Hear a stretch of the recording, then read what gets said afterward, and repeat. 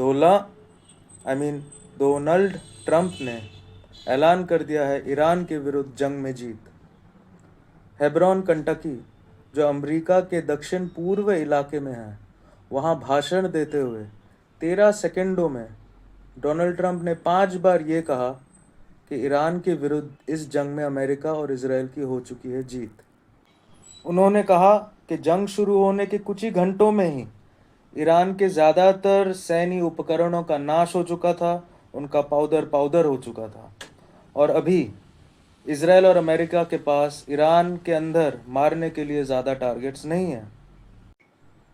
ये बात बोलने के कुछ ही समय बाद उसी भाषण में ट्रंप ने यह भी कहा कि समय के पहले जंग का समाप्त होने का ऐलान करना सही नहीं रहेगा।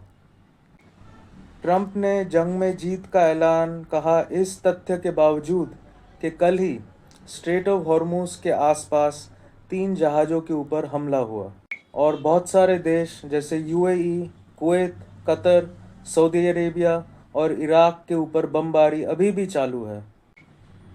ईरान के राष्ट्रपति ने पत्रकारों के साथ बात करते हुए इस जंग के समाप्त होने के लिए मेज के ऊपर 3 शर्तें रखें।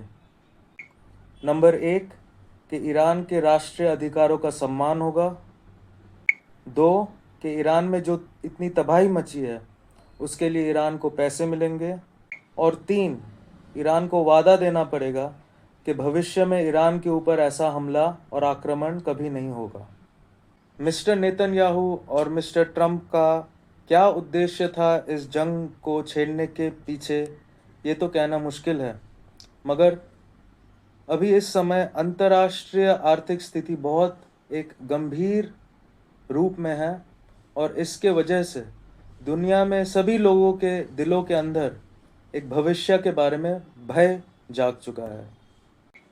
इस स्थिति को स्थिर करने के लिए इस जंग का समाप्त होना बहुत ही आवश्यक है। अब क्या ये जंग समाप्त अगले कुछ ही दिन में होगा कि नहीं, ये तो बोलना मुश्किल है। शायद काल और आने वाला कल हमें ये बात बताएगा और दिखाएगा। अभी के लिए इतना ही, मिलते हैं ब्रेक के बाद।